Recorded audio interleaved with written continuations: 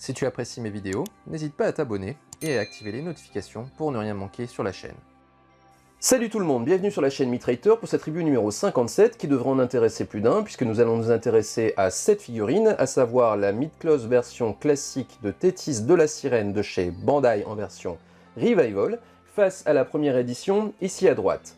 Donc comme je viens de le dire, c'est une revue qui devrait intéresser à plus d'un titre. D'abord parce que cette première édition était devenue difficile à trouver à prix décent, ceci étant la conjonction à mon avis de deux phénomènes. Le premier étant les collectionneurs uniquement de EX qui avec la continuation des Marinus EX se sont rendus compte que cette version de Tethys en version classique se mariait plutôt bien avec la gamme qu'ils avaient acquise par ailleurs, surtout qu'en plus il n'y avait pas l'ombre d'une annonce d'une version EX de cette figurine. Donc ça a fait grimper la demande. Et parallèlement, il y a aussi les nouveaux collectionneurs qui ont essayé d'acquérir aussi cette figurine, et donc vous voyez que c'est la conjonction de ces deux effets-là qui ont fait grimper les tarifs. D'où la venue de cette version Revival qui viendra contenter les deux types de collectionneurs. Deuxième raison pour laquelle sans doute ça vous intéressera, c'est que depuis l'annonce de cette figurine, et donc les premiers visuels du proto de cette figurine, jusqu'aux dernières images que l'on a eues ces derniers temps sur les réseaux sociaux, est née une polémique du fait qu'il y a une certaine différence, un gap entre les images du départ du proto et ceux que l'on aurait effectivement dans la boîte. Donc à partir de là, mes objectifs vont être au nombre de 3. Tout d'abord, vous comparez ces deux versions pour vous permettre d'évaluer laquelle des deux correspond le plus à vos attentes et à votre budget. Deuxième objectif, ça va être de vous donner les éléments concrets qui vous permettront d'évaluer si cette polémique née de cette différence entre les visuels de départ et ceux a priori que l'on a ces derniers temps est justifiée ou pas. Et enfin, dernier objectif, ça va être comme d'habitude de voir que vaut cette figurine par rapport au design de l'animé que j'évaluerai grâce au CTA comme d'habitude fourni par mon camarade DFK. Donc voilà pour ce qui est de mes objectifs. En ce qui concerne cette version Revival, je l'ai acheté comme d'habitude sur l'excellente boutique hobbygenki.com, hobby-6genki.com, donc le lien sera dans la description. Il s'agit donc d'une version import, donc qui n'est pas encore disponible au moment où je suis en train de tourner cette vidéo sur le territoire européen. Ça devrait être le cas normalement d'ici 2 mois, donc ce qui veut dire aussi qu'elle est toujours en précommande sur ces mêmes boutiques européennes. Si vous désirez l'avoir un petit peu en avance, et bien dans ce cas-là, il n'y a pas le choix, il faut passer par l'import, et donc dans ce cas, je ne peux que vous conseiller la boutique Hobby-Genki qui fait à la fois preuve de sérieux dans le traitement des commandes, mais qui offre aussi des tarifs qui sont quand même compétitifs. Pour ce qui est maintenant des tarifs et packaging, donc nous avons cette version première édition à droite qui était sortie en 2012, donc vous voyez que ça remonte maintenant à 9 ans. À l'époque, elle valait aux alentours de 50-60 €, de mémoire c'est 60 €, c'est ce que j'avais payé pour cette figurine. Remarquez qu'avec l'inflation que j'évoquais tout à l'heure, cette figurine atteignait allègrement les 140 €, même parfois d'occasion, donc neuve ça pouvait même grimper au-delà. Alors que cette version Revival est trouvable normalement à un tarif qui tourne aux alentours de 80 € hors frais de port. Il n'est d'ailleurs pas exclu qu'avec la sortie de cette Revival, le prix de cette première édition vient à baisser. D'ailleurs, c'est ce qu'il me semble avoir décelé sur les dernières annonces que j'ai vues ces derniers temps sur les réseaux, qui ont l'air d'avoir pas mal dégonflé par rapport à ceux que je voyais il y a encore 6 mois. On s'attaque aux boîtes avec du côté droit donc la version classique qui arbore une boîte comme vous le voyez à fond vert. Donc moi personnellement j'ai jamais compris pourquoi Bandai avait adopté le vert sur ses Mariner classiques, mais en tout cas c'est le choix qu'ils ont fait.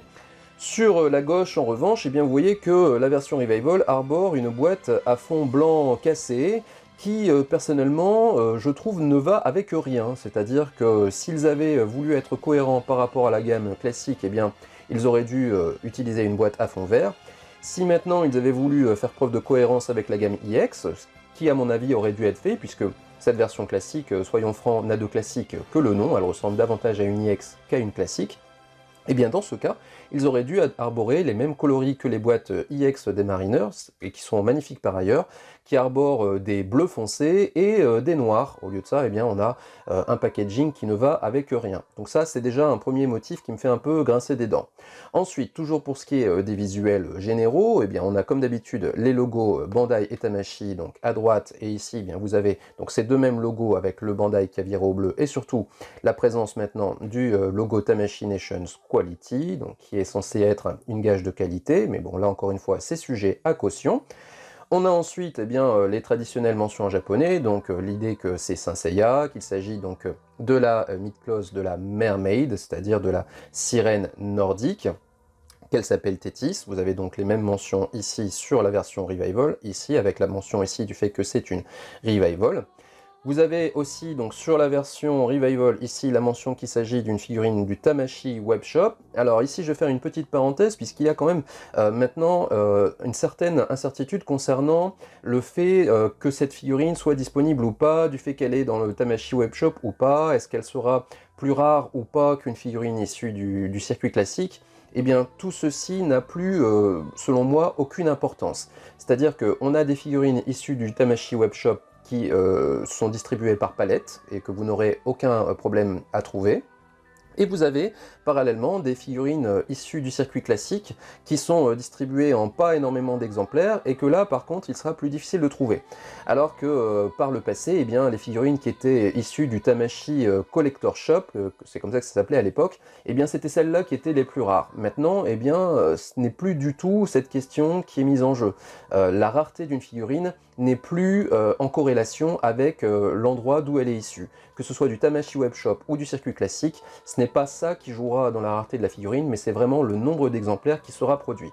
Et ça, malheureusement, on ne peut pas le savoir à l'avance. Ce n'est pas lié à la provenance de la figurine. Si maintenant elle est issue du Tamashii Webshop, il ne faut pas avoir d'inquiétude sur le fait que votre distributeur européen pourra la proposer à la vente ou pas. La plupart du temps, il pourra la proposer, sauf sur les figurines qui sont des exclus salons, comme par exemple les exclus salons de Tokyo, qui, elles, par contre, ne seront disponibles qu'à l'import. Ou alors, si votre distributeur européen vous la propose, c'est que lui-même l'aura importé. Donc ça, c'est la petite parenthèse que je tenais à faire, parce que je vois quand même encore pas mal de questions qui sont liées à ça. Si on continue maintenant sur les inscriptions qui sont en japonais, eh bien vous avez ici, comme d'habitude, la devise du personnage. Donc ici, sur la version Revival, on nous dit qu'il s'agit d'une belle princesse sirène qui apparaît au terrien et qui est le messager de l'empereur des mers. Donc ça, c'est ce qui est dit sur la version Revival. C'est une version un petit peu différente qui est donnée sur la version première édition, où là on nous parle également d'une belle princesse sirène, mais qui peut aller jusqu'à l'origine du corail. En tout cas, c'est comme ça, plus ou moins, que je l'ai compris avec le traducteur. Toutes les deux sont des versions d'import, vous le voyez ici avec le sticker Toei, donc avec l'inscription en japonais, qui signale donc une version japonaise, et c'est également le cas, bien entendu, de cette version Revival. Enfin, si on s'intéresse maintenant au visuel des personnages et des arrière-plans, eh bien sur la première édition, nous avons une pose de Tethys neutre, à la fois neutre et élégante. Vous voyez que la jambe est un peu pliée, donc ce qui lui confère vraiment de la féminité, en mettant vraiment l'accent sur les cuisses bien féminines. Et vous avez également les bras qui tombent de façon élégante le long du corps, donc tout ça lui confère vraiment énormément de féminité. Alors que sur la version Revival, eh bien, le biais qui a été pris est totalement différent. On met ici l'accent sur une position d'attaque pour deux raisons. D'abord pour la pose en elle-même, mais aussi également pour le choix de ce visage. Et c'est là où je vais grincer des dents une nouvelle fois, et pour deux raisons. La première raison, c'est que le visage qui est montré sur cette boîte eh bien, est mensonger. Ce n'est pas du tout le visage que vous aurez dans la boîte. Donc ça, je pense que c'est un acquis. Hein. Si vous avez été un petit peu sur les réseaux ces derniers temps, vous avez vu les visuels du visage criant et vous avez bien dû vous rendre compte qu'il n'y avait pas du tout de point commun entre ce visage-là et le visage que l'on nous montre sur cette boîte-là. Donc pour moi, ce visage est mensonger. Deuxième raison, c'est que vous avez ici presque un gros plan sur le trou du genou. Vous voyez que la pose met en lumière le fait qu'il n'y a pas de petites genouillères qui viennent masquer le trou du genou lorsque la figurine plie les genoux. Donc ce qui veut dire qu'en mettant cette position avec le genou plié et presque un gros plan dessus, on a un gros visuel sur le trou du genou, ce qui n'est pas du tout élégant. Il n'y a pas de continuité entre les deux pièces d'armure, si vous voulez. Donc là, je pense qu'il aurait été plus adéquat de garder la jambe tendue, de la plier davantage sur la droite. On avait aussi une position d'attaque, donc l'objectif était atteint, et puis on évitait de mettre la lumière sur un des défauts de cette figurine. Donc la position est mal choisie. Donc cette pose est ni faite ni à faire. Elle est ni faite parce que mal faite, et ni à faire parce que le visage, malheureusement, ne correspond pas à la réalité de la figurine. Donc ça, c'est pour ce qui est du visuel en lui-même. On va évoquer maintenant ce qui est à droite de la figurine et également l'arrière-plan. Donc ce qui est à droite des deux côtés, c'est la forme objet. Et des deux côtés, l'intégration n'est pas faite de la même façon. Vous voyez que ici, le porte-armure est à peine intégré, puisque de toute façon, il n'a vraiment pas à l'être, puisque en arrière-plan, eh bien, on a un tourbillon qui représente bien entendu les tourbillons au-dessus qui servent de ciel dans les océans. On a également des vagues, des jets d'eau qui montrent aussi que ça se passe dans les océans. Donc ça, pour moi, c'est pas mal réussi. Alors je dis pas que c'est magnifique, mais en tout cas, c'est bien réalisé. C'est-à-dire que les deux figurines sont plutôt bien intégrées dans le décor. Sur la version Revival, bon, j'ai rien à dire sur l'intégration du personnage, ça va, c'est pas mal, c'est en surimpression par rapport à un arrière-plan, donc ça se défend. En revanche, il y a motif à non-satisfaction pour l'intégration de la forme objet. Vous voyez qu'ici, eh bien, on a l'impression qu'ils ont voulu l'intégrer au décor, donc ça c'est louable. Par contre, eh bien, vous voyez que ici le décor est marron, et que le petit rocher là, eh bien, il est du même coloris que ce qui est plus ou moins à l'arrière-plan. Donc là, franchement, c'est du n'importe quoi. Ils n'avaient juste qu'à faire ici une sorte de petite pente de la même couleur que le visuel qui est à l'arrière. Comme ça s'intégrait vraiment bien. Au lieu de ça, on a vraiment l'impression de quelque chose ici. C'est un photomontage fait par un gamin de 6 ans. C'est cheap, voilà ce que c'est. Donc quand même, quand on est une entreprise comme Bandai, j'imagine qu'on a des gens qui sont un peu spécialisés dans les designs et les photomontages. Il y avait quand même moyen de faire quelque chose d'un peu plus professionnel que ce genre de truc digne d'un amateur. Bon, ça c'est mon avis personnel. Enfin donc sur l'arrière-plan, eh bien comme je l'ai dit, ici on a quelque chose qui n'est pas forcément super recherché. Moi j'aurais tendance à préférer l'arrière-plan qui est sur la Revival, mais le problème c'est que l'intégration qui en a été faite est malheureusement sujette à caution. Donc voilà pour ce qui est de ce visuel avant. On va maintenant passer donc au reste de la boîte. Donc du point de vue des tranches, alors c'est la seule différence qu'il y a pour les tranches. On a ce visuel là, le même sur l'autre côté de la boîte Revival, mais ici vous voyez donc le personnage en position neutre. Cette tranche est l'occasion aussi pour moi de vous montrer la différence entre les deux boîtes, puisque ici nous avons une boîte qui s'ouvre en papillon, donc qui laisse apparaître le personnage. Donc ça c'était toujours intéressant à l'époque de voir ce que vous achetiez vraiment, surtout qu'en plus ici il y a motif à hésitation, puisque le contenu de la boîte, hein, je parle pour la Revival, a l'air d'être un petit peu différent de ce que l'on nous vend sur le visuel. Au moins là à l'époque, eh bien, on ouvrait, on voyait vraiment ce que l'on achetait et on l'achetait en conséquence. Là maintenant, eh bien, on est même plus sûr de ce que l'on achète. Donc ça, c'est quand même un petit souci. Si on ne nous permet plus de le voir, au moins qu'on soit fidèle à ce que l'on nous montre sur la boîte. Pour ce qui est du verso de la boîte, donc au niveau du verso, eh bien, les deux approches sont là aussi différentes. On a plus ou moins un petit diorama sur la version première édition, donc diorama qui est simplement des pierres, des rochers, sur lesquels évolue Thétis, avec ici, vous voyez, entre ses mains le cercueil de corail qu'elle s'apprête à envoyer sur ses adversaires. Donc c'est encore une fois ici une pose bien réalisée, avec un effet lumineux qui est pas trop mal. On a aussi les différentes configurations, donc ici les différentes configurations de visage. Le personnage ici en position debout, en position agenouillée, et puis le porte-armure tout en bas à gauche. Les configurations de visage laissent apparaître le fait qu'il y a donc deux visages dans la boîte, un visage qui a les yeux sur le côté, et puis un visage neutre qui est également celui qui est montré sur le recto de la boîte. Bon, ce visuel est pas trop mal, personnellement je le trouve un peu terne sur l'arrière-plan, mais au moins il y a une recherche. Pour ce qui est de la version Revival, eh bien, on a été beaucoup plus simple que ça, puisque en termes d'arrière-plan, eh bien, vous voyez qu'on a adopté simplement un fond vert, qui est celui qu'on voit lorsque les bronzes rencontrent pour la première fois Thétis dans la série. Les effets visuels qui sont utilisés, là encore une fois, essayent de symboliser le cercueil de corail qu'envoie Thétis sur ses adversaires. Bon, donc ça, j'ai pas grand chose à en dire. Et puis bien entendu, vous allez retrouver exactement les mêmes configurations que vous aviez sur la première édition, à ceci près que ici, vous allez avoir cette fois-ci 3 configurations de visage, casqué, pas décasqué comme ici, donc casqué. Le visage donc criant, le visage neutre et le visage avec les yeux sur le côté. Maintenant, là encore une fois, sur le visage criant, eh bien vous voyez que le visuel laisse apparaître un visage qui sera vraiment différent de celui qui est dans la boîte. Mais attention, pas de panique, on ne vous ment pas du tout sur le contenu puisque on vous dit bien ici, voyez, que les photos peuvent différer des vrais contenus qu'il y a dans la boîte.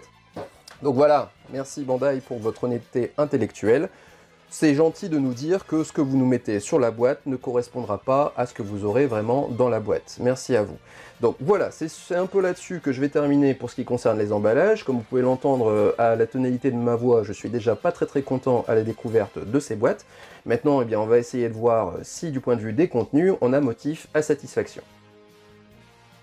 On s'intéresse au contenu avec d'abord les notices. Donc, notice verte pour la première édition, notice blanc cassé pour la version Revival. Sur la première édition, on avait donc un montage qui s'étalait sur 2 feuillets.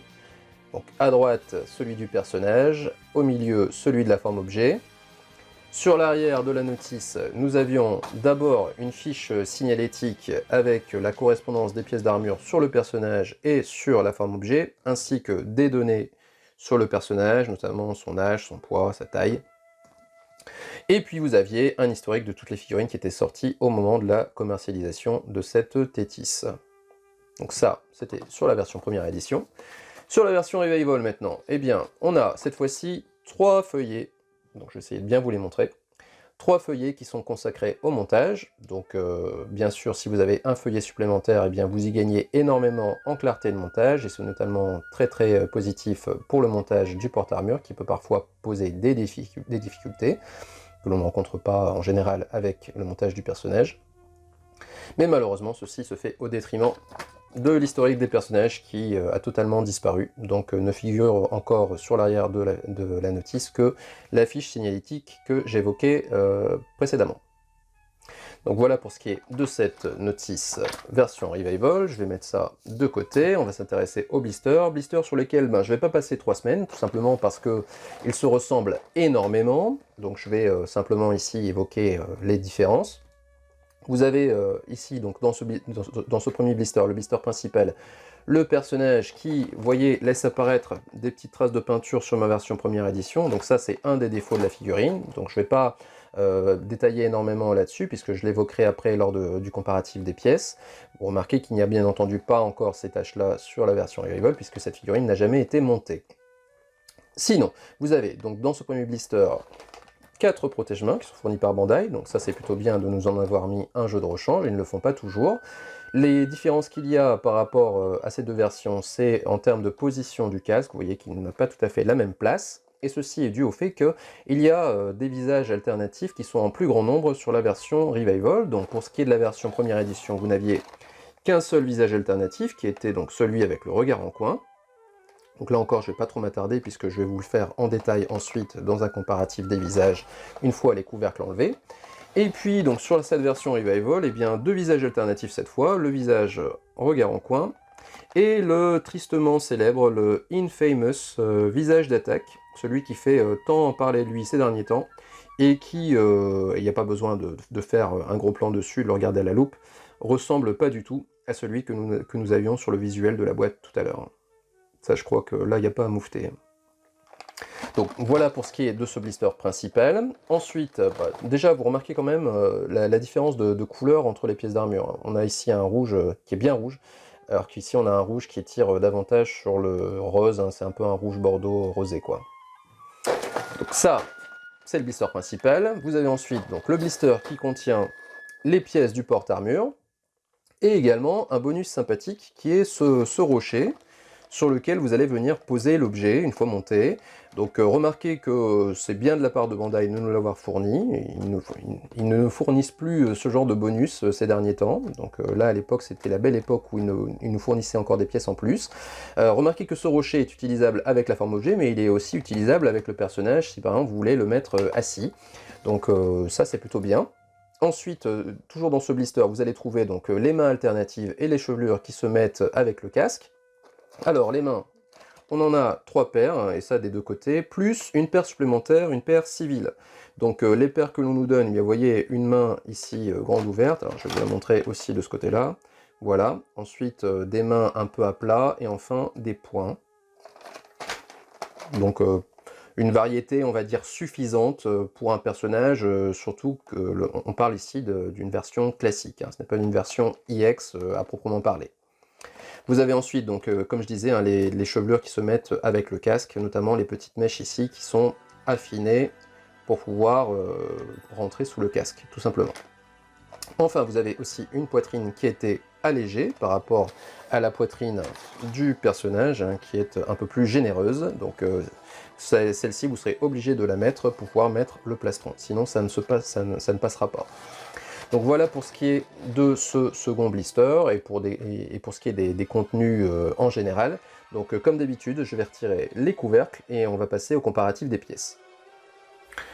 Allez, j'ai retiré les couvercles, donc je vais vous montrer en gros plan ce que ça donne du point de vue des pièces, la qualité des pièces. Donc vous avez ici la version Revival, donc le bas des jambes est en métal, vous avez quand même cette partie là qui est au-dessus du bas de jambe qui est en plastique. Ensuite vous avez les cuissardes qui sont en métal, les avant-bras en métal. Alors on ne peut pas parler de jupe ici, on va parler plutôt de culotte qui est en plastique.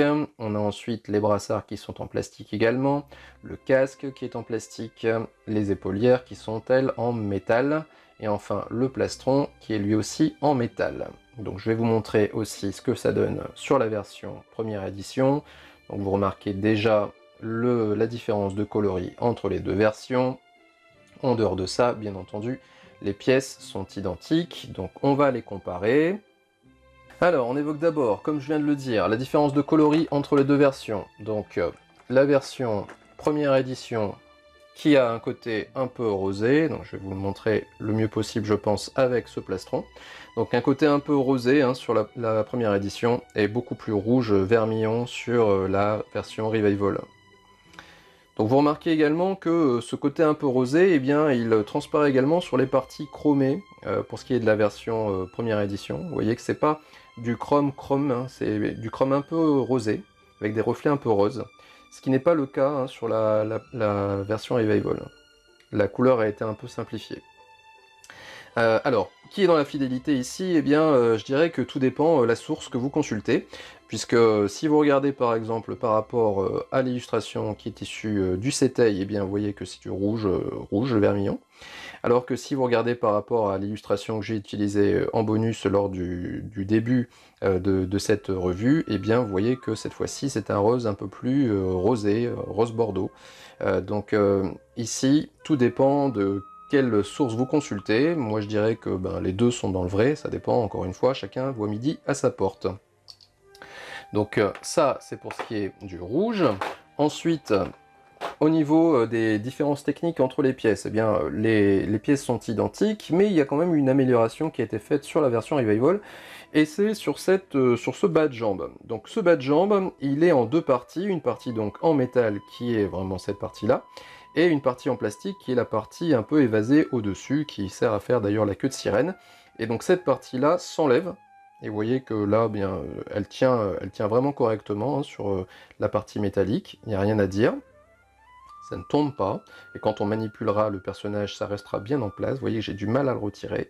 Voilà, ça s'en va vraiment en tirant bien dessus. Et pour ceux qui connaissent la figurine première édition, eh bien vous savez toutes les peines du monde que l'on a avec cette pièce-là sur la version première édition, qui avait vraiment tendance à partir lorsque l'on manipule la figurine. Remarquez que ici, moi, eh bien, elle tient bien, tout simplement parce que je lui ai mis une petite couche de vernis, donc sur les petits ergots que vous voyez là, les petites attaches, j'ai mis une toute petite couche de vernis, qui fait que ça rajoute une certaine épaisseur, et ce qui fait que ça tient beaucoup mieux dans les emplacements qui sont prévus à cet effet à l'intérieur de la jambière. Vous voyez qu'il y a des sortes de crans, ce qui fait que comme il y a un peu plus d'épaisseur, eh bien la pièce se tient beaucoup mieux que ce qu'elle ne tient à l'origine. Donc c'est pas encore le Pérou, vous voyez que elle part quand même assez facilement, mais en tout cas ça a quand même bien rectifié la pièce qui ne tenait pas sur ma première édition. Maintenant sachez qu'elle n'est pas comme ça d'origine, donc ce qui veut dire que Bandai ici a rectifié un défaut. Comment ils l'ont rectifié? Ben, je pense simplement qu'ils ont rajouté un peu d'épaisseur sur les petits crochets. Voilà. À l'intérieur de la jambe, c'est exactement pareil, mais sur les petits crochets, je pense qu'il y a un peu plus d'épaisseur, ce qui fait que la pièce, eh bien, tient beaucoup mieux en place. Vous voyez qu'il n'y a rien à dire. Bon, après, est-ce que ça serait comme ça pendant la manipulation? À ce stade, je ne peux pas vous le dire parce que je n'ai pas encore monté la figurine, mais on verra ça tout à l'heure lors du montage. Donc ça, pour moi, c'est une amélioration technique sur la version Revival. Autre amélioration technique, eh bien, c'est lié aux traces de peinture que j'évoquais tout à l'heure. Donc on voit traces de peinture ici au niveau de l'abdomen et traces de peinture au niveau du brassard, mais également, donc là je vais devoir sortir le personnage pour vous le montrer, également au niveau, vous voyez, des cuisses. Ici, donc traces de peinture aussi un petit peu ici.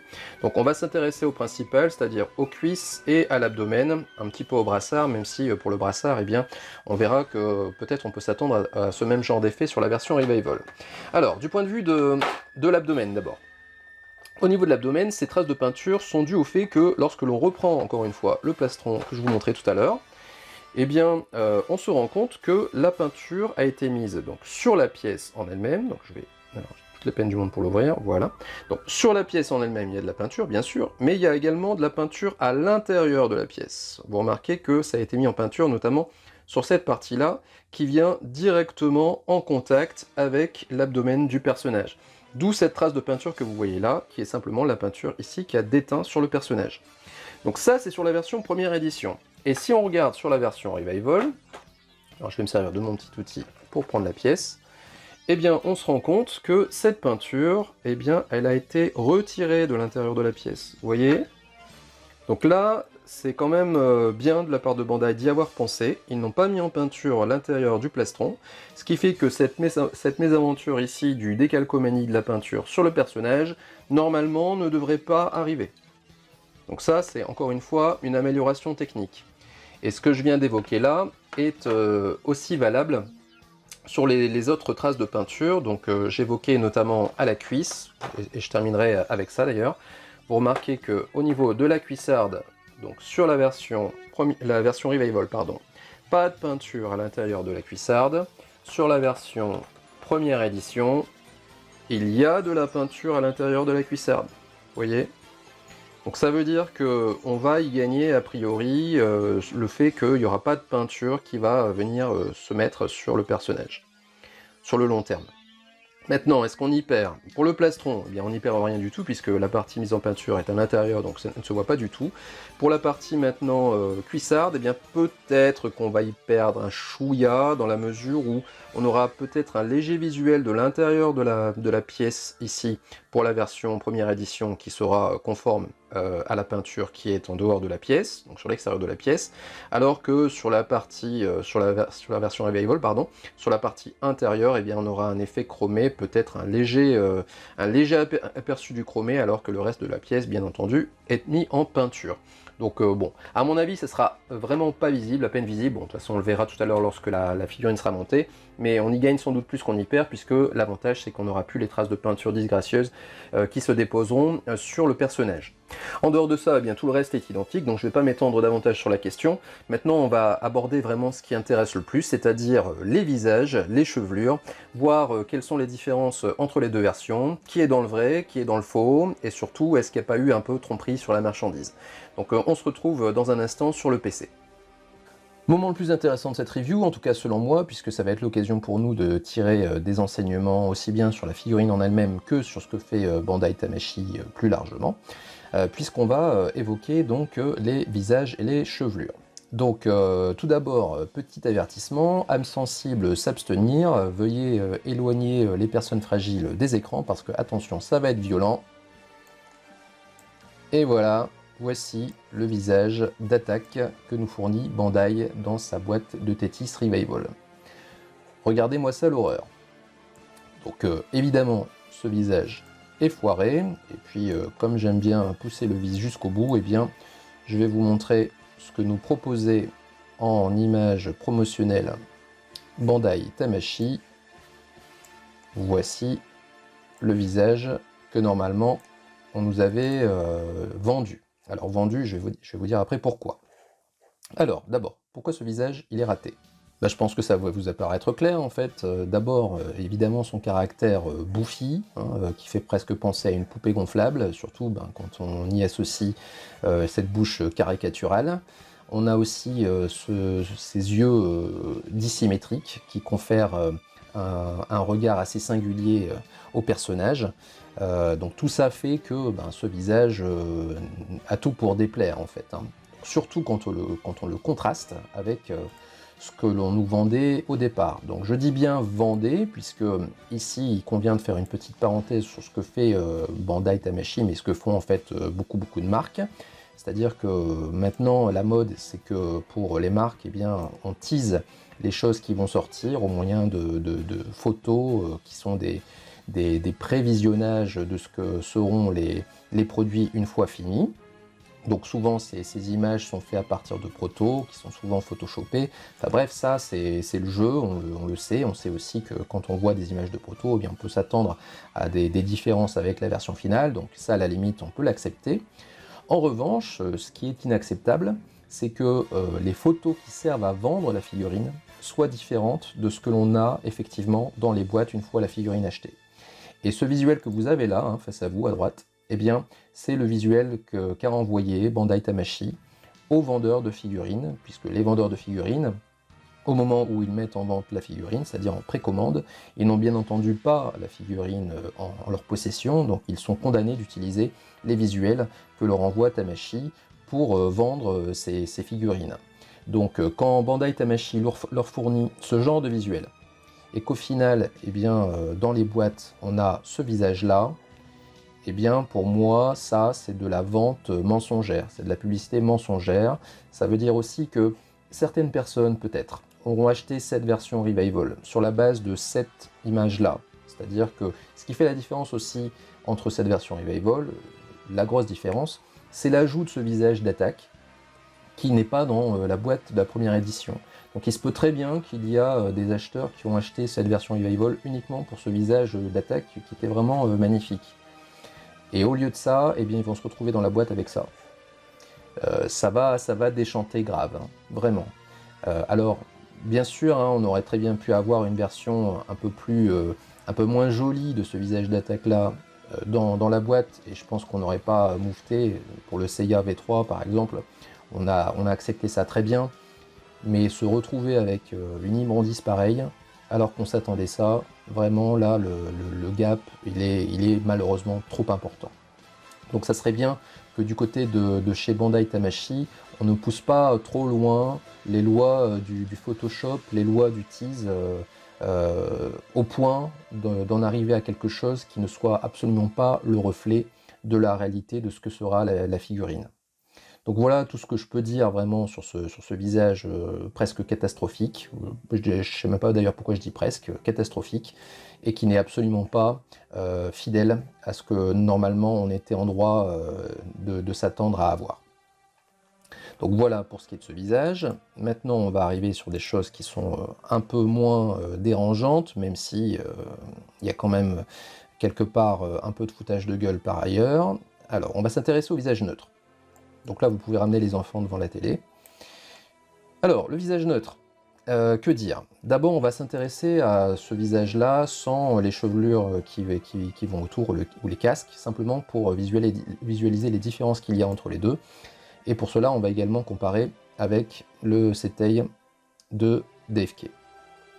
Donc là, hop, voilà. Alors, on va s'intéresser d'abord au haut du visage, pour se rendre compte que d'abord, eh bien, les sourcils sont plus longs sur la version Revival. Je pense que là, vous pouvez le voir assez clairement. Ceci est dû au fait que la position des yeux, et c'est surtout sur ça d'ailleurs qu'on va s'attarder, la position des yeux n'est pas la même. Vous voyez que l'écartement qu'il y a entre les yeux sur la première édition, eh bien, est plus long que celui qu'il y a sur la version Revival. Donc la question est qui est dans le vrai? Eh bien regardez à droite et vous aurez tout de suite la réponse. C'est évidemment la première édition. Donc cet écartement d'yeux a bien sûr une grosse incidence sur l'expression du visage, mais bon ça j'y reviendrai par la suite.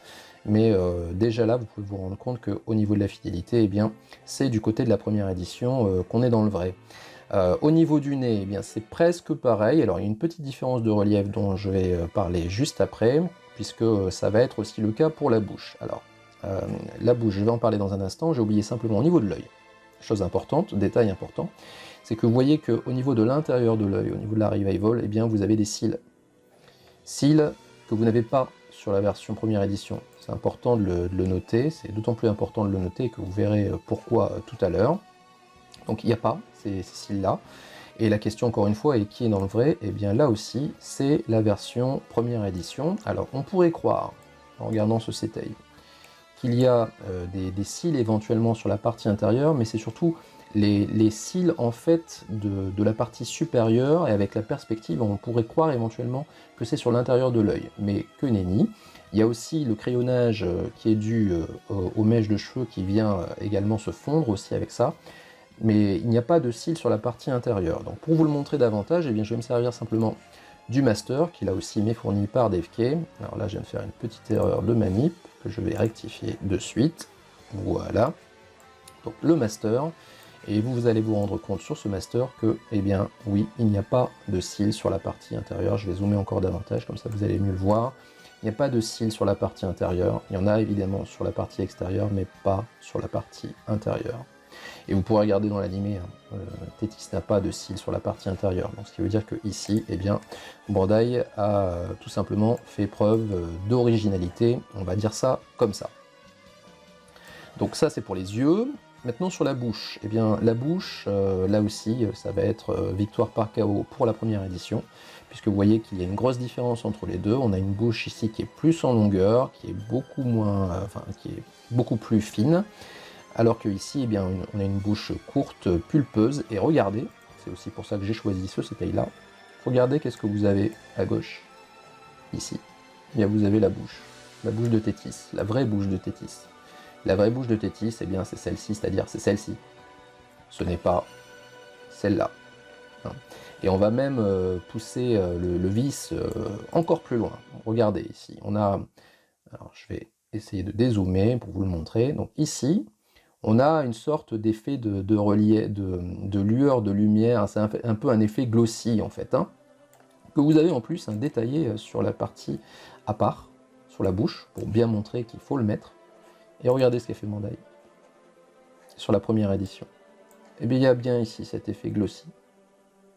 Alors certes, il est un tout petit peu excentré par rapport au design d'origine, mais il existe. Et il n'existe pas sur la version Revival. Vous voyez, c'est aussi sur ces petits détails-là que Bandai fait des économies maintenant. C'est-à-dire que cet effet gloss, il est sans doute obtenu avec une petite couche de vernis, j'imagine. Vernis que vous avez également, regardez, sur les yeux de la première édition. Alors ce vernis sans doute sert à protéger la peinture du visage, mais également a pour effet de donner plus de clarté au regard.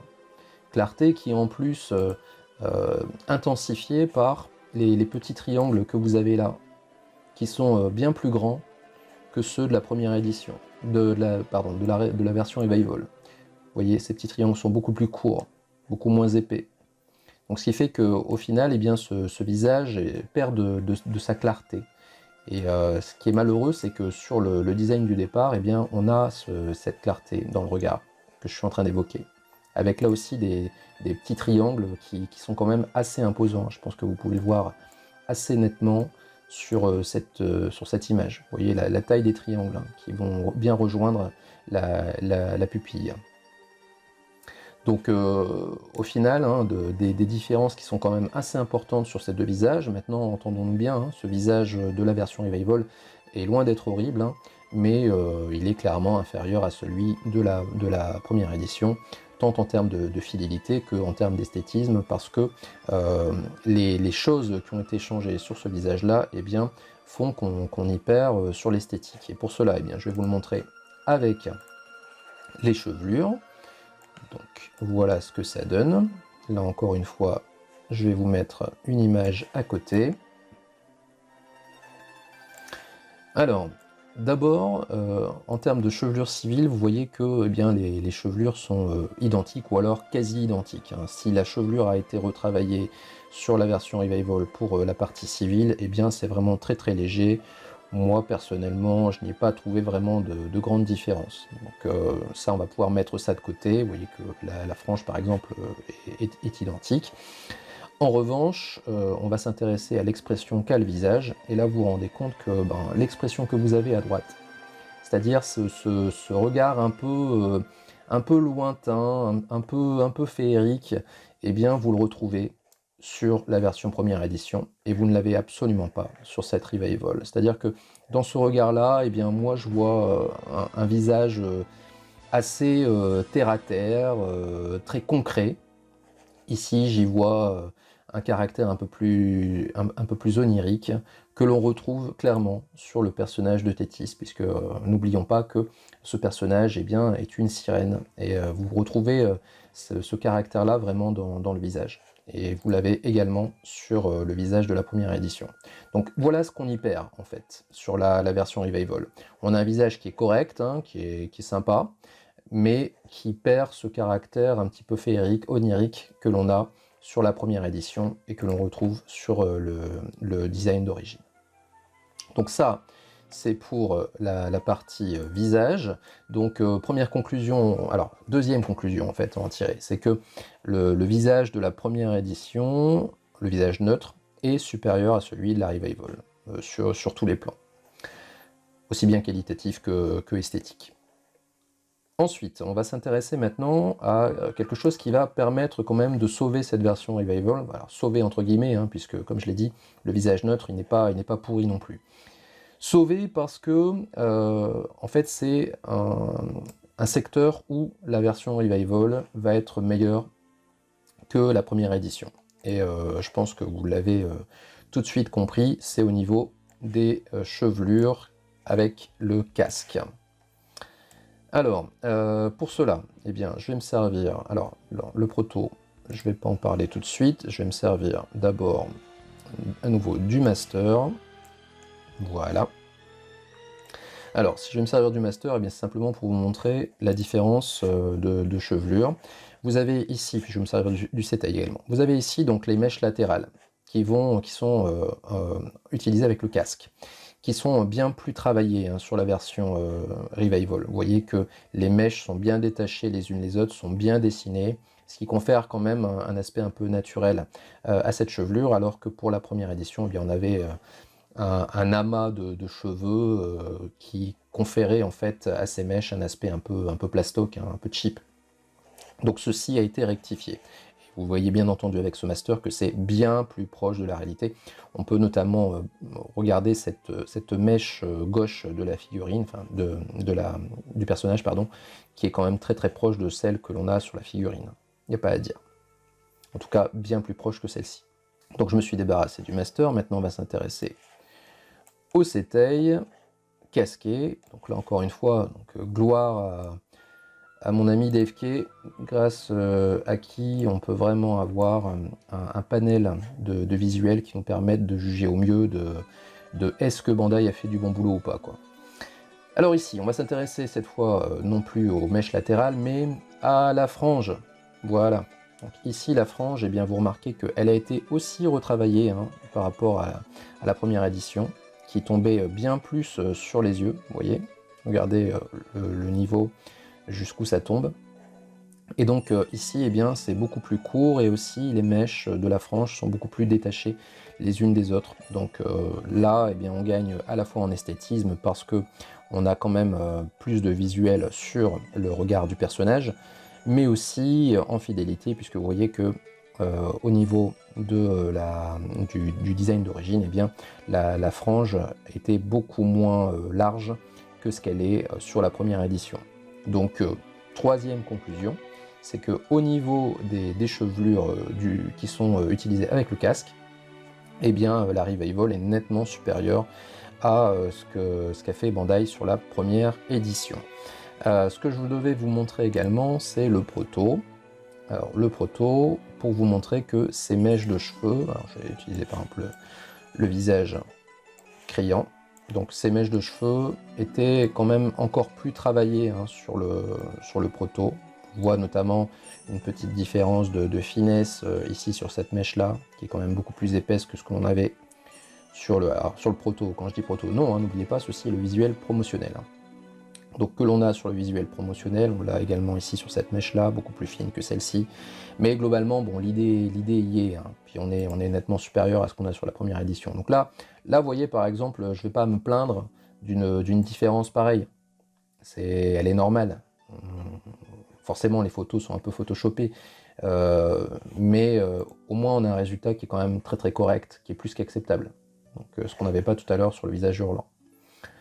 Donc ça, c'est pour les mèches de cheveux qui sont nettement supérieures donc, que celles de la première édition. Et à ce stade, eh bien, vous devriez penser et me dire haut et fort, mais pourquoi tu ne nous fais pas un mix entre le visage de la première édition et la chevelure de la Revival? Comme ça, tu aurais une version ultime. Et à cette remarque, eh bien, je vais vous répondre que vous avez absolument raison. Maintenant, est-ce que je vais vous le montrer là tout de suite avec ma figurine? Eh bien non, parce que je vais prendre le temps de le faire. Et puis surtout, je n'ai pas à me casser les pieds à le faire parce que, devinez quoi? C'est exactement ce qu'a fait Bandai Tamashii Nations. Et c'est là où je vais vous montrer le dernier foutage de gueule qui émane de la firme japonaise. C'est ce visuel. Voilà. Donc voici le visage promotionnel qui sert donc à vendre la Tethys Revival. Donc vous aurez bien entendu remarqué que ceci ne correspond absolument pas au visage qui est dans la boîte. Bon, soit, n'oublions pas que ce visage est quand même correct, mais surtout, regardez par rapport au visage de la première édition. Il va vous apparaître quand même quelque chose d'assez incroyable, c'est que c'est ni plus ni moins que le visage de la première édition. Alors, évidemment, il a sans doute été un petit peu retouché, un petit peu photoshopé, mais les éléments marquants de ce visage, eh bien, on les retrouve clairement sur ce visuel. La bouche pulpeuse, les yeux bien écartés l'un de l'autre, qui vont presque jusqu'à la limite du casque, que vous allez retrouver également sur cette première édition. Mettez de côté bien entendu la chevelure, hein, qui est celle bien entendu de celle que vous retrouvez sur la Revival. Donc, mettez ça de côté, regardez les yeux, regardez notamment l'absence de cils ici, qui sont présents sur la version Revival, qui ne sont pas présents sur la version première édition. Vous voyez aussi l'aspect onirique que vous avez dans le regard, que vous allez retrouver aussi dans ce regard-là. Donc tout ça me fait dire que ceci, eh bien, c'est ni plus ni moins que le visage de la première édition. En tout cas, c'est la base du visage première édition. Et c'est ce visuel-là qu'utilise Bandai pour nous vendre sa version Revival. Donc ceci est vraiment incompréhensible. C'est-à-dire que ça veut dire quoi? Ça veut dire que Bandai a jugé que ce visage était suffisamment bon pour le mettre sur un proto promotionnel, c'est-à-dire pour vendre la figurine, et qu'au final, il se décarcasse pour faire un visage, on va dire, original, qu'ils vont vendre dans la figurine, et qui ne correspondra pas au proto, qui sera inférieur à celui du proto, alors qu'en fait, il n'aurait eu juste qu'à reprendre, texto, le visage de la première édition. Donc voilà le paradoxe dans lequel s'est fourré Bandai. Nous pondre un visage original, c'est-à-dire mettre des moyens aussi derrière, hein, parce que j'imagine qu'il y a des designers qui ont dessiné ce visage-là, alors qu'en fait, ils ont utilisé dans leur promo le visage de la première édition, que le visage de la première édition existait, et qu'ils n'avaient juste qu'à nous le prendre et nous le mettre dans la boîte, et on aurait été fin content, puisque de toute façon, c'est ce qu'on nous avait vendu. Voilà. Donc ça, c'est un peu le dernier foutage de gueule sur lequel je voulais attirer votre attention. Maintenant, on va terminer avec quelque chose qui va être de toute façon plus consensuel, puisqu'on va parler du regard en coin. Alors ça va être plus consensuel parce que en fait les différences que j'ai évoquées tout à l'heure sont toujours existantes, hein. Vous voyez notamment cette petite couche de vernis, hein, dont je parlais tout à l'heure, qui est nettement visible ici, donc encore une fois qui donne plus de clarté au regard. On a également aussi les petits cils, hein, qui sont présents ici, pas du tout là. Mais ces éléments, eh bien, sont mis maintenant au second plan parce que le caractère du regard ici est nettement orienté par la direction dans laquelle le personnage regarde. Donc, ce qui veut dire que l'écartement entre les yeux passe au second plan, et c'est plus ici la direction des yeux qui confère au personnage son expression. Ce qui également rapproche ces deux visages en termes d'expression, c'est que l'aspect plat du visage de la Revival est nettement moindre ici sur ce visage-là. Alors certes, la bouche est toujours un peu plus en longueur, mais elle est un peu moins plate que sur le visage neutre. Pour vous le montrer, alors si vous n'en êtes pas convaincu ici, eh bien je vais vous montrer ce dernier cliché qui est en fait le même que tout à l'heure, mais cette fois-ci pour le visage regard en coin. Donc tout à l'heure on avait observé une différence de rondeur du point de vue du visage. Et bien vous remarquez que ici, eh bien la rondeur est la même. Ces visages montent aussi haut l'un que l'autre. Et pour cela, eh bien, les mêmes points de repère que tout à l'heure peuvent être utilisés, c'est-à-dire la position du nez, vous voyez le niveau auquel il arrive. C'est la même chose que pour la version première édition. Et pareil au niveau de la bouche, qui va beaucoup plus vers l'avant, beaucoup moins plate que tout à l'heure, et là aussi qui arrive à peu près au même niveau que la version première édition. Donc ça veut dire que clairement ici, eh bien, Bandai a pris comme base le visage de la première édition et n'a fait simplement que changer les éléments du visage. Voilà ce qu'ils ont fait. Donc ça, c'était le visage promotionnel. Et là encore, eh bien, vous vous rendrez compte que c'était le visage de la première édition qui a été utilisé. On le sait, encore une fois, grâce à l'absence de cils sur l'intérieur de l'œil. Puis aussi la bouche qui est un peu plus pulpeuse. Donc voilà ce que je pouvais vous dire sur ces visages et ces chevelures. Donc les conclusions à en tirer, c'est 1. Le visage criant, hurlant, action, ce que vous voulez, est pourri. 2. Le visage neutre est bien meilleur et plus fidèle sur la première édition, même si celui de la Revival est loin d'être pourri. 3. Les chevelures qui se mettent avec le casque sont bien meilleures sur la version Revival. Et enfin 4, eh bien, je n'arriverai jamais à comprendre ce que fait Bandai. Donc voilà pour ce qui est de ces visages chevelures. On va passer maintenant au passage en revue des personnages sans armure, et pour tester notamment leur rigidité. Et puis ensuite on abordera le montage. Alors avant de faire le montage, on va s'intéresser un tout petit peu à la rigidité de ces deux corps. Pour les deux versions, on a un corps féminin de type deuxième génération. Pour ceux qui sont intéressés par le sujet, eh bien, j'avais évoqué la différence entre les différents corps Bandai dans ma review de la version d'Athena classique, version pack de luxe, face à la version Abel, face à la version IX de chez Great Toys. Donc je vous renvoie vers cette revue. Ici donc on a ce corps de deuxième génération, on a des personnages qui sont tous les deux rigides et bien équilibrés, que ce soit pour la première ou la deuxième version. Pour la première version, on pouvait simplement déplorer, bon, d'abord pour la rigidité, eh bien, vous voyez que le personnage est rigide comme il faut, aussi bien sur les genoux que sur l'entrejambe. Vous voyez que la figurine tient en place, elle est bien équilibrée, on peut la faire, bien qu'elle ait des tout petits pieds, hein, on peut la faire tenir en équilibre assez facilement. Le point d'équilibre est assez facile à trouver. Le seul inconvénient de ce corps, eh bien, c'était une souplesse au niveau de la tête. Vous voyez qu'au niveau de la tête, il y a quand même beaucoup de jeu. C'est pas très facile de lui faire tenir la position de la tête exactement comme on le veut. Donc ça, c'était le défaut de cette figurine. Sur le reste, c'était bien rigide comme il faut. Pour la version Revival, eh bien, on a là aussi cette rigidité de l'entrejambe, des articulations, il n'y a pas de problème là-dessus. Et on a même corrigé, eh bien, ce que j'ai évoqué il y a une seconde sur la tête. Vous voyez que la tête est nettement moins... il y a nettement moins de jeu sur la tête. On peut bien plus facilement lui faire tenir la position que ce que l'on pouvait le faire avec la version première édition. Donc ça, c'est la seule partie qui a été vraiment améliorée sur cette version Revival par rapport à la première édition, puisque pour le reste, eh bien, la première édition était déjà très satisfaisante. Donc voilà pour ce qui est de la rigidité. Vous voyez que j'ai un tout petit peu plus de mal à la faire tenir en équilibre la version Revival, mais là c'est bon. Donc voilà pour ce qui est de la rigidité. Je vais mettre de côté cette première édition, et donc je vais vous faire le montage de la version Revival.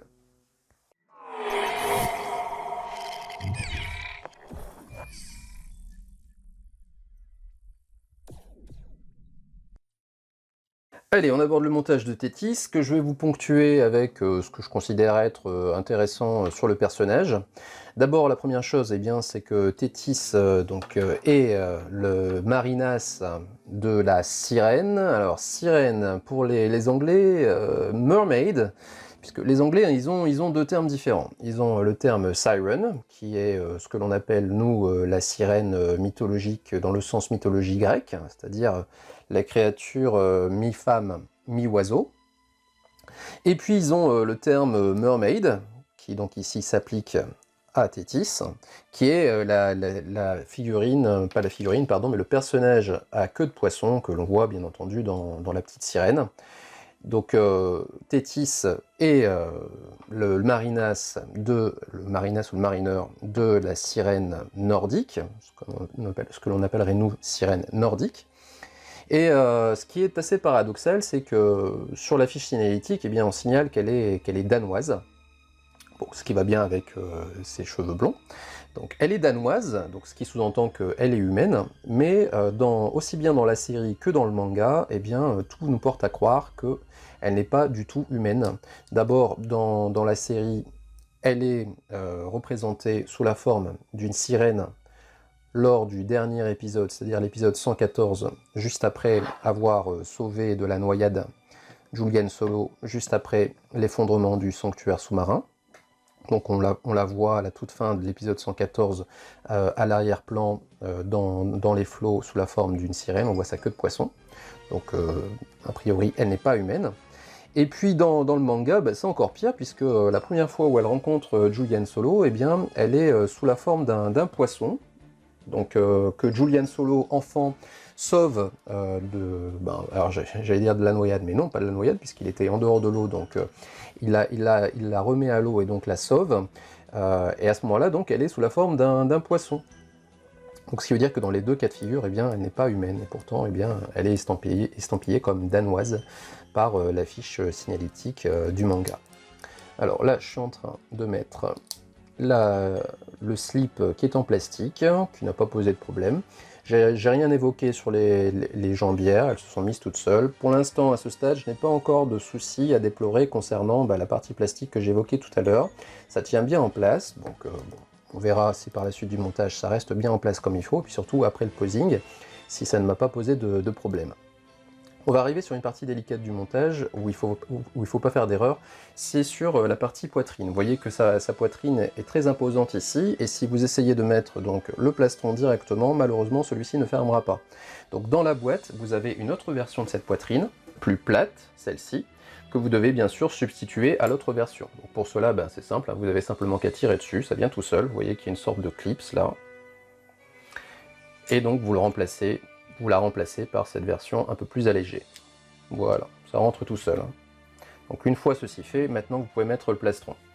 Si je reviens un peu sur le personnage de Tétis, alors ce que j'ai trouvé intéressant, c'est son rôle en fait dans la série, qui est un peu le rôle de guide. En fait, c'est elle qui guide. Et ce qui est vraiment en cohérence par rapport à... Alors, peut-être j'aurais dû mettre... Non, tout va bien. Ce qui est vraiment en cohérence par rapport à ce que l'on connaît des sirènes. Les sirènes, bien entendu, guidaient les marins vers la mort. Et c'est un peu ce que fait Tétis dans la série. Aussi bien, encore une fois, dans le manga que dans l'animé. Elle guide vers la mort ou elle guide tout court. Par exemple, si on prend Julian Solo, eh bien c'est elle qui le guide vers le sanctuaire sous-marin, c'est elle qui lui fait prendre conscience du fait qu'il est un dieu, donc elle lui donne son trident, elle le guide vers le fond des océans. Ensuite, pour ce qui est des bronzes et du rôle qu'elle a dans la série, eh bien dans l'animé, au moment où les bronzes arrivent dans le sanctuaire sous-marin, c'est elle qui les guide quant au fait qu'ils doivent détruire un à un les piliers. Donc c'est elle qui leur indique ce qu'ils doivent faire. Donc c'est un peu, si vous voulez, aussi les amener vers la mort quelque part. En tout cas, le croit-elle au début, puisque elle pense bien entendu que les généraux des Sept Mers vont ne faire qu'une bouchée de ces chevaliers de bronze. Donc ça, c'est ce qu'elle fait dans la série animée. Et dans le manga, eh bien, c'est même pire que ça, puisque elle va carrément chercher les bronzes qui, juste après l'enlèvement entre guillemets de Saori par Sorrento, eh bien les bronzes ne savent pas où aller la chercher, eh bien c'est elle qui va aller voir les bronzes pour leur dire que, enfin pas les bronzes, mais elle va voir Doko pour lui dire que Athéna a été enlevée. Donc c'est un peu une sorte de déclaration de guerre au sanctuaire. Elle revendique également le fait que les Goldes devraient se bouger un peu les fesses pour aller la sauver. Et c'est à ce moment-là donc que les bronzes arrivent et interviennent et ils disent que non, eh bien c'est eux qui vont délivrer la déesse. Et elle prend la fuite et c'est en suivant Thétis, en tout cas c'est Kiki qui arrive à la retrouver grâce à son parfum. Et c'est à ce moment-là qu'il trouve le passage pour aller vers le sanctuaire sous-marin. Donc ce qui veut dire que sans son intervention, eh bien, les bronzes auraient eu beau chercher, ils n'auraient jamais trouvé l'endroit où aller retrouver la déesse. Alors là, je suis en train de faire des conneries, puisque je suis dans mon récit, et résultat, je suis en train d'oublier les parties brassards. Alors si je les ai oubliées, c'est tout simplement parce que il est assez peu commun hein, pour un personnage secondaire d'avoir une armure aussi fournie que celle de Thétis. Et donc c'est le cas ici, vous voyez qu'il y a même des brassards. Alors attention à la position de ces brassards, vous voyez qu'ils se mettent vers le bas, donc ils ont une partie un peu plus allongée. Alors, je vais essayer de tenir l'équilibre avec la figurine, voilà.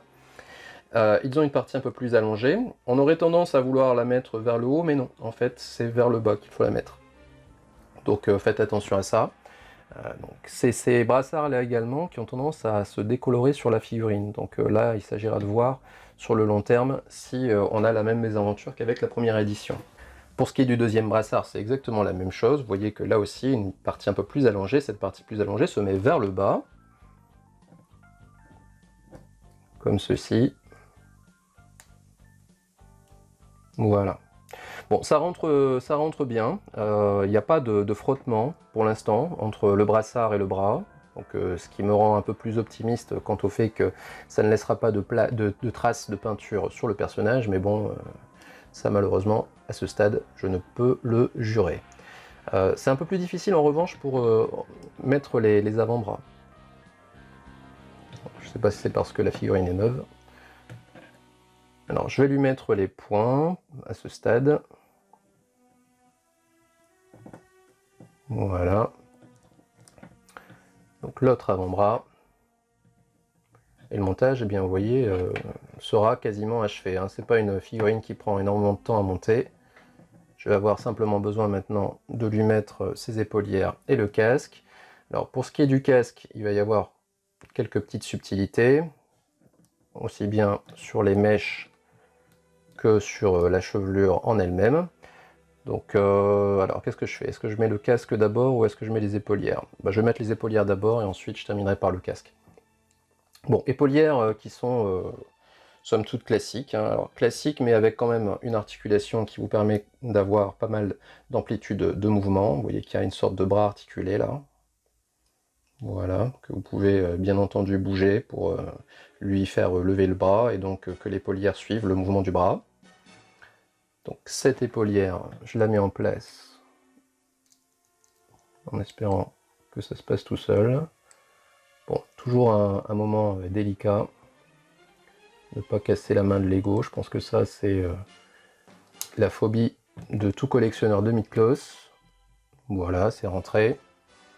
Et donc l'autre épaulière, vous remarquez bien entendu que le personnage a des épaulières dissymétriques, ce qui lui confère un certain style. Alors, celle-ci peut rentrer.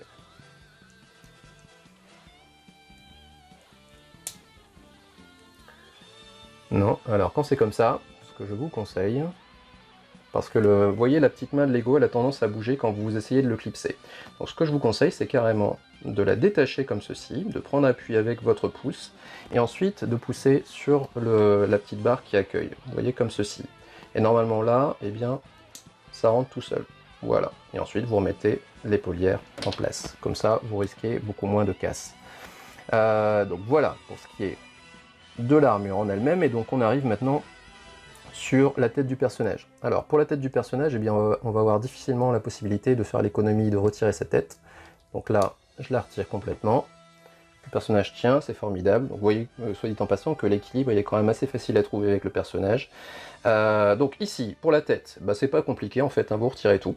Vous retirez donc la mèche avant, la mèche arrière. Alors la mèche arrière que vous ne pourrez retirer qu'après avoir retiré la longue chevelure. Sinon, il y a un blocage qui se fait, je vais vous montrer après avec quoi, donc vous tirez simplement ici, voilà. Vous voyez que sinon, il y a un blocage qui se fait avec ces deux parties latérales. Donc c'est pour ça que vous aurez du mal à retirer la partie arrière avant de retirer la chevelure, la longue chevelure qui descend. Donc là vous retirez tout, vous retirez également les mèches latérales que vous allez remplacer donc avec les mèches qui sont prévues à cet effet pour le casque. Donc à gauche, à droite. Alors, ma gauche et ma droite à moi, hein, pas du personnage. Ensuite, alors vous avez les parties qui se mettent sous le casque. Donc ceci se met à l'arrière de la tête, donc dans ce sens-là. Voilà. Vous voyez que ça coulisse sur la partie qui vient se mettre sur le cou. Et devant, eh bien, vous allez mettre la mèche à l'avant, après bien entendu avoir mis le visage. Donc pour l'instant à ce stade, je vais en rester avec le visage neutre. Et là, eh bien, vous êtes quasiment paré pour mettre le casque. Voilà. Donc après, il n'y a plus qu'à mettre le casque sur sa tête. Avant de mettre le casque, je vais remettre la tête en position sur le personnage pour éviter d'avoir à appuyer sur une partie plastique, plus que de raison. N'oubliez pas que les parties plastiques sur une mid-cloth, eh bien, c'est ce qu'il y a de plus fragile, donc évitez autant que faire se peut la manipulation excessive. Donc là, en l'occurrence, ici, pour le casque, eh bien, il vaut mieux le mettre après avoir remis la tête en place. Donc là, je mets le casque en place. Il n'y a rien à faire, il n'y a pas de casque à démonter, il y a juste qu'à appuyer suffisamment pour que ça rentre sur la tête. Alors, voilà. Je pense qu'il est bien positionné. Je ne peux pas le mettre davantage plus sur les yeux. Voilà. Montrer ça de près. Voilà. Bon. Il va plus me rester qu'à un peu affiner la pose. Bon, pose qui est vraiment basique ici, hein. C'est juste pour dire de monter le personnage. Et puis j'essaye surtout alors je vais essayer de lui faire prendre la position qu'il y a sur le setei. Comme ça ensuite pour le comparatif c'est plus simple. Donc je vais fignoler un peu la pose et puis ensuite ben, je vais vous la montrer de plus près. Alors j'allais oublier quand même les protège-mains. Protège-mains bon, qui se mettent tout seuls, pas de problème. Sur la deuxième main également.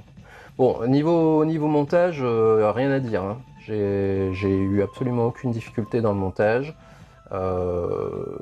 Les parties plastiques sur les jambières ont tenu le coup, tranquillement. J'ai jamais eu besoin à les remettre en place. Ce qui me fait une grosse différence en termes de feeling par rapport à la première édition. Bah, la première édition que j'ai déjà montée une paire de fois, hein, que j'ai montée et démontée une paire de fois, et je peux vous garantir que ces parties plastiques au-dessus des jambières se cassent la figure comme pour rire, ce qui n'est pas le cas du tout pour cette version Revival. Bien, allez, on regarde ça de plus près. Donc ben, j'en ai profité pour ajuster la pose, ajuster également les pièces, notamment ces cuissardes que j'avais mises trop sur le côté. Donc mettez-les bien devant, hein, c'est comme ça qu'elles les portent. Après, bon, 2-3 bricoles, notamment la position des épaulières, de la tête. J'en ai profité aussi pour mettre la mèche arrière que j'avais oubliée.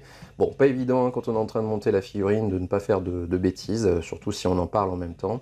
Donc je pense que j'ai rectifié à peu près toutes les erreurs que j'aurais pu faire sur cette pose, qui est somme toute, bon, très simple, hein, c'était juste pour vous montrer la figurine, ce qu'elle donne à l'état brut, et bon, on peut dire qu'à ce stade, eh bien, elle donne le change, il n'y a pas à dire, elle est jolie à regarder, malgré ses visages moins bons que ceux de la première édition.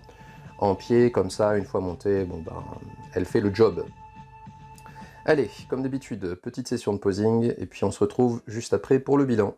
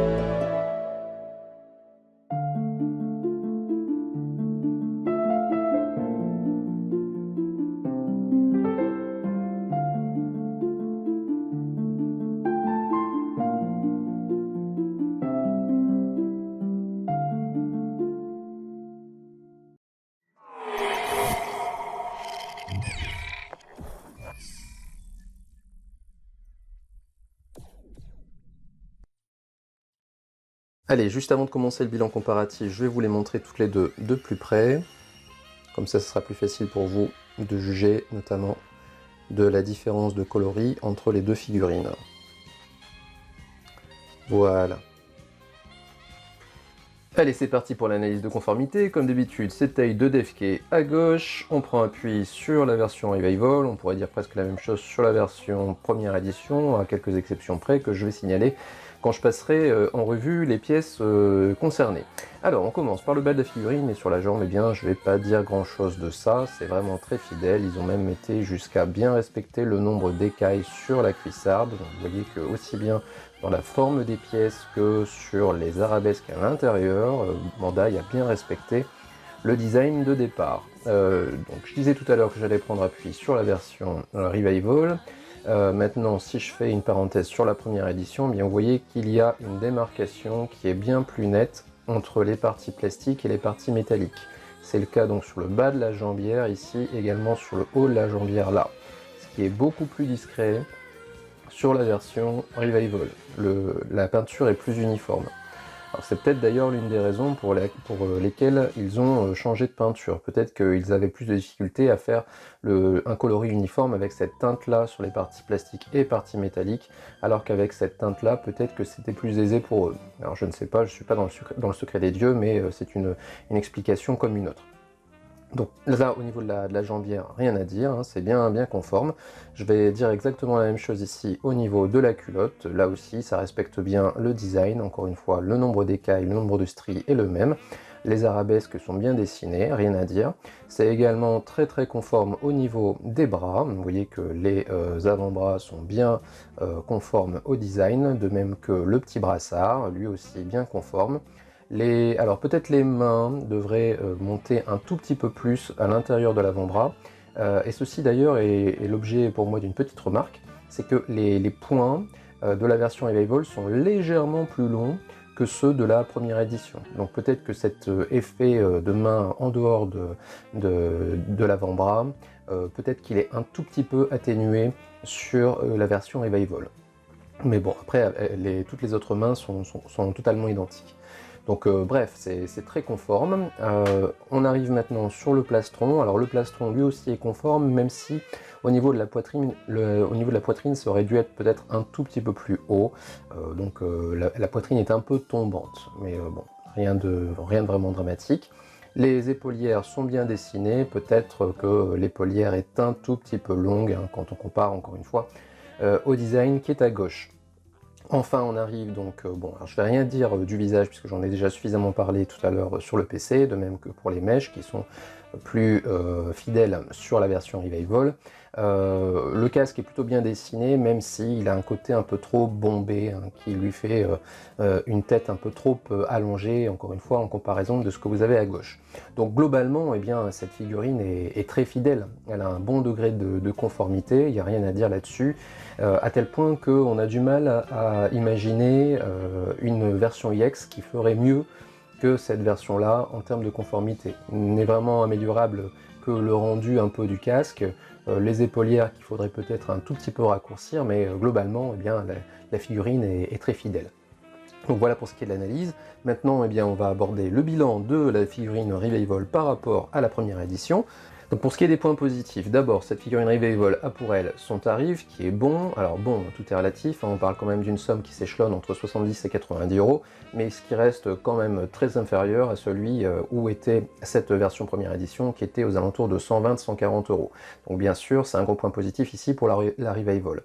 Autre point positif, que ce soit pour l'une ou pour l'autre d'ailleurs, c'est le rendu général de cette figurine qui est très bon, hein, comme je l'ai montré il y a 5 minutes. Le degré de conformité il est quand même assez élevé, à tel point qu'on a du mal à voir ce qu'une version UX pourrait apporter de plus à cette figurine. Ensuite, on a aussi un coloris pour cette version Revival qui est quand même plus uniforme que celui de la première édition, moins de rupture entre les parties métalliques et les parties plastiques. Enfin, un dernier point positif pour cette version Revival, c'est bien entendu ces mèches de cheveux, les mèches de cheveux du casque bien sûr, qui ont été totalement redessinées, encore une fois pour mieux coller à l'animé, ce qui donne un rendu quand même bien plus joli, bien plus fin que cette masse de cheveux qui donnait un peu un aspect plastique à la chevelure casquée de la version première édition. Donc tous ces points positifs pèsent lourd dans la balance. Maintenant, à contrario, il y a aussi des points négatifs, le premier étant ce visage neutre, qui est inférieur à celui de la première édition, ce qui pour moi est un comble. Je vous rappelle qu'entre ces deux figurines, il y a 9 ans de différence. Donc entre-temps, en plus, Bandai a été capable de nous faire des visages exceptionnels, comme par exemple celui du Hades EX. Du coup, quand on voit qu'ils sont capables de nous faire un visage qui est inférieur à celui qu'ils ont réalisé il y a 9 ans, on peut se dire quand même que c'est une sacrée performance pour eux d'avoir réussi à faire ça. De même, c'est une sacrée contre-performance de nous fournir un visage d'attaque qui est complètement foiré. On se demande vraiment comment ils ont fait pour le foirer autant d'ailleurs, surtout quand on voit le contraste qu'il y a entre celui qui était montré sur le proto et celui que l'on a au final dans la boîte. Et d'ailleurs, c'est une très bonne transition pour arriver sur un autre point négatif qui est la boîte. La boîte que je n'aime pas, je ne l'aime pas pour deux raisons. D'abord parce qu'elle s'intègre mal aux gammes existantes, c'est-à-dire qu'elle ne prend pas place dans la gamme des classiques, elle ne prend pas place non plus dans la gamme des EX. Bref, pour moi, la charte graphique adoptée n'est pas la bonne. Deuxième raison, c'est que les illustrations qui sont utilisées sont mal faites, mal intégrées. Le personnage en forme de porte-armure est mal intégré au décor. On a un gros défaut au niveau de la pose, au niveau du trou du genou. Donc je trouve qu'elle est mal réalisée et qu'ils auraient pu y mettre un petit peu plus de talent pour faire cette boîte.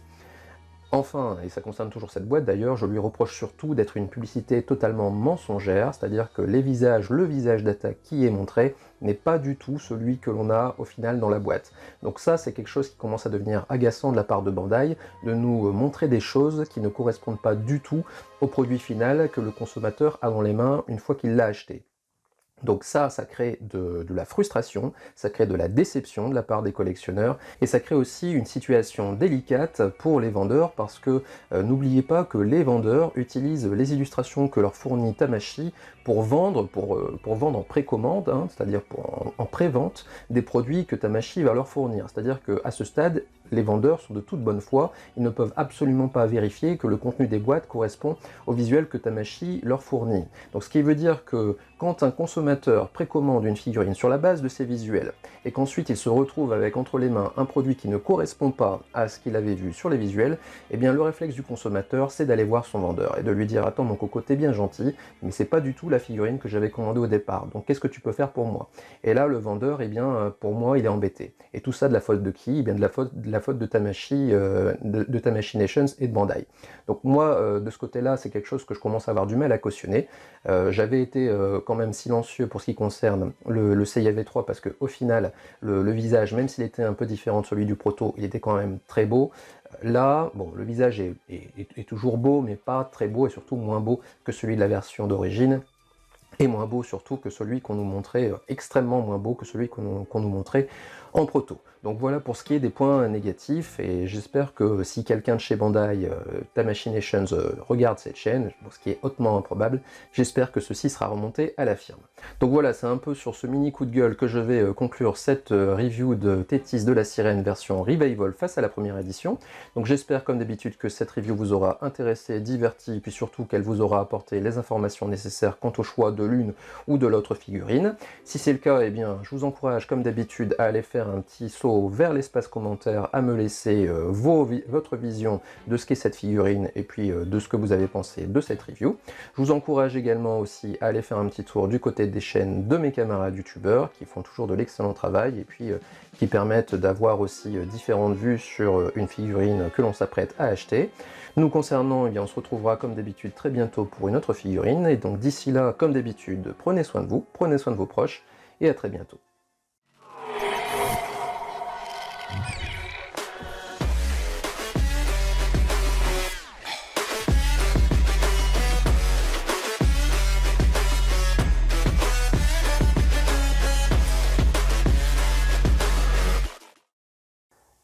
Allez, petite récompense pour ceux qui regardent les vidéos jusqu'au bout, même le générique. Vous vous êtes peut-être dit « Oh, dis donc, il est méchant, il nous a pas fait le mix ».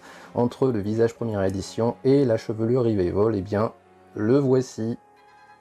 Voilà ce qui est pour moi la version ultime de Thétis. Regardez-moi cette beauté, cette féminité qui se dégage de cette figurine, c'est une tuerie. Voilà, allez, ciao à tous.